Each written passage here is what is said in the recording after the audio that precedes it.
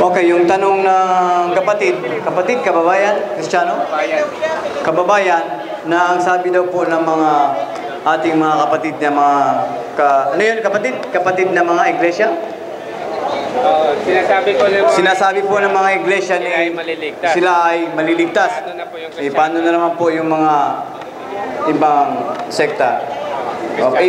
Paano na naman kami mga Muslim?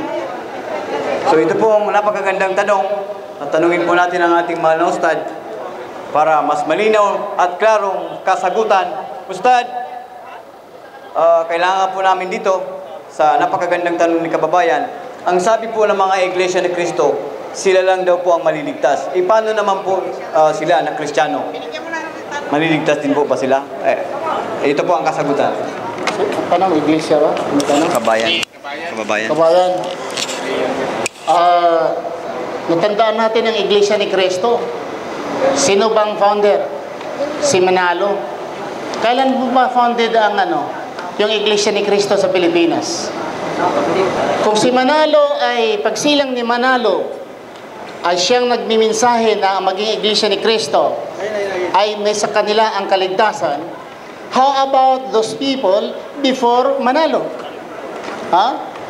Bilyon ng tao, hindi pa isinilang si Felix Manalo. At ang katuruan ng Felix Manalo ngayon, malayo po ito sa turo ni Jesucristo. Ano po ba ang katuruan ni Jesucristo? Si Jesucristo ba po ay nagpatayo ng Philippine Harina? Harina o Arena? Oh. Si Jesucristo po ba ay humihingi ng mga itong mga offering? Ano ba? Ang kautos, ang kapanahunan ni Moses, sila ni Abraham. Ano po ba? Mga kapatid, ito ang iglesia ni Kristo. Mayroon akong kaistorya ng iglesia ni Kristo, ministro. Ang palagi niya natake, Romano Katoliko. Sa brother, mag-aral tayo ng Bible. Nag-attend na po ako, aral Bible study ng iglesia ni Kristo. Ang inaatake niya, Katoliko. Katoliko, binabanatan niyang Katoliko. Pagkatapos, sabi niya, brother, magtanong ka. Sabi ko, brother, unfair yung ginagawa ninyo. Binabanatan yung Katoliko wala naman sa harapan ninyo Dapat, ang binabanatan nyo, Muslim. Dahil dito ako sa harapan at makasagot ako. Ang sinisiraan ninyo, Katoliko. Paano sasagutin ng Katoliko wala sila dito? Unfair. Tapos tanong ko, brother, yung Biblia ninyo, gawa ba ninyo yan? Siya hindi. Saan po ba nagmula yung Biblia ninyo? Sabi niya, sa Iglesia Katolika Romana. Sabi ko, Iglesia ni Kristo kayo.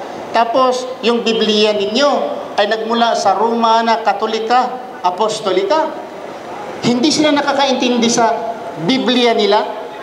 Aklat ng Katoliko, hindi sila nakakaintindi. At kayo mga Iglesia ni Kristo, nagbabasa lamang sa aklat ng mga Katoliko, kayo ang nakakaintindi. Dahil the history of the Bible, you could not deny the history of the Bible compiled, collected by the early Christian Catholics. While the Roman Catholic, only in this latest century, they're reading the Bible. At ang Biblia originally nagmula sa Romano Katoliko. Imposible na ang gumawa sa Biblia ang Romano Katoliko, maiimpierno. Nung lumikha sa Biblia, maimpierno. Yung nagbabasa, maparaiso. Imposible naman. Gagawa ako ng aklat. Example ako, gagawa ako ng aklat. Hindi ako nakakaintindi sa sarili kong aklat. Ang nakakaintindi, yung nagbabasa.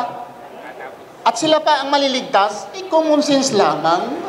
Naku naman, very simple. Tingnan mo ng mga iglesia ni Kristo. Sa atin sa Pilipinas. Ilang milyon? Sabi nila, if I'm not mistaken, a week, 14 million na makukulikta. Saan pumunta ang mga pera?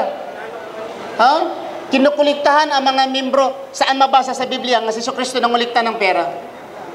Nangungulikta ng pera si Jesucristo? Wala. Ang pera ay bibigay ito sa mga mahirap. Sinang binibigyan? Ay mga sanggunian at mga ministro. Ang laki-laki ng mga sahod. Ay yung mga membro, mga sipunin na halos hindi makakain, kinukuliktahan pa. Ang mga ministro, ang laking sahod. Ang sanggunian, ang laking sahod. Ang bahay pa, ay naku, condominium pa. May eroplano pa sila, sariling eroplano. Papuntang Amerika, kung saan-saan sa mundo.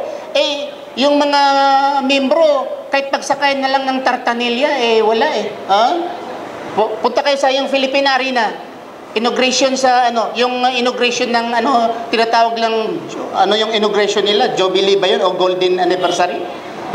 Sa Iglesia ni Cristo. Kawawa, ang mga membro sa labas, saan naliligo? Sa fountain. Ang mga ministro, saan naliligo? Sanggunian. Naku, air condition ang bahay, mga talagang 5-star ang mga hotel, ang mga membro, sa tabi ng kalsada, natutulog at naliligo sa fountain, umiinom sa sarili nilang pera. Ang mga ministro, saan galing ang pera nila? Yun ba namumuhay si Jesucristo ng ganyan? Yung bang pamumuhay ng Jesucristo? Hindi. Nagtitiis si Jesucristo. Naglalakad siya. Walang ang lupa si Jesucristo Walang bahay Kahit kamilyo, si Jesucristo nang hiram pa ng asno. Wala siyang sariling asno. Ngayon, ang mga iglesyang sumusunod ni Kristo, ang mga eroplano, ang mga membro pa, naku, nang hirap-hirap. Sa madaling sabi, kung ang iglesia ni Kristo maliligtas, how about the Muslim? Ang Muslim, mas una ni iglesia ni Kristo.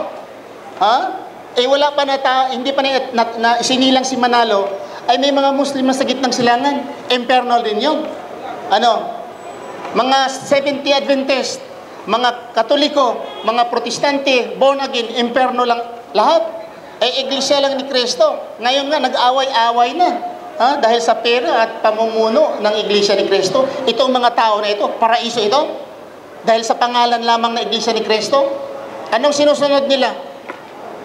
Nag-aayuno si Jesucristo ng 40 days and 40 nights. The iglesia ni Kristo fasting 40 days and 40 nights. Si Jesucristo ay nagpatira pa, nagdarasal. Si Jesucristo nagdarasal ay nagpatira pa ayon sa Biblia. Ang iglesia ni Kristo nagpatira pa, nagdarasal. Si Jesucristo ay nagdarasal sa Diyos. Sinong Diyos? Si Allah. Sino ang Diyos ni Kristo? Si Allah. Sino ang Diyos ng mga iglesia ni Kristo? Hindi nila kilala. Tell me, if there is one iglesia ni Kristo, who is your God? Ang sagot lang nila, Ama. Ama. Sinong Ama?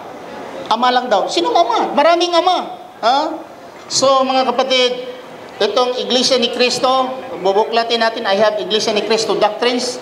Ito lahat ay mga kasinungalingan. Yung pang pulot dito. Para bang tagpi-tagpi. Alam mo yung bahay ng mga, bahay ng mga squatter sa atin? Tagpi-tagpi. Kukuha ng atit, halige, tagpi-tagpi. Ganun ang iglesia ni Kristo Pupulot ng teksto sa Old Testament, pupulot naman sa New Testament, itagpi-tagpi, ganito. Nakupulot-pulot kayo, basahin nga ninyo, tapusin ninyo, at ipaliwanag, hindi na pulot ng bersikulo, ipaliwanag. Pulot naman ng isang bersikulo, ipaliwanag. Itagpi, parang squatters na bahay, naging napurmang bahay, tagpi-tagpi. Napurmang doktrina, tagpi-tagpi. Okay. Si Jesucristo, ganun ba ang doktrina ni Jesucristo? The doctrine of the Iglesia ni Cristo is the doctrine of Jesus Christ? Where in the Bible is the doctrine of Jesus Christ is the doctrine of Iglesia ni Cristo? Nothing at all. Yung ginagawa ng simbahan ng Iglesia ni Cristo, sa loob ng simbahan ng Iglesia ni Cristo, yun ba ang ginagawa ni Cristo? Naku, wala yan. Yung mangungulikta ka ng barya-barya. Hindi na barya ngayon, papel. Mayroon pa, ililista pa yung pangalan. Membro ka. May listahan pa Pag hindi ka nalista sa listahan ng aklat ni Iglesia ni Cristo, imperno ka. Bakit? Sa kapanahonan ni Iglesia ni Cristo, si Jesucristo, may listahan?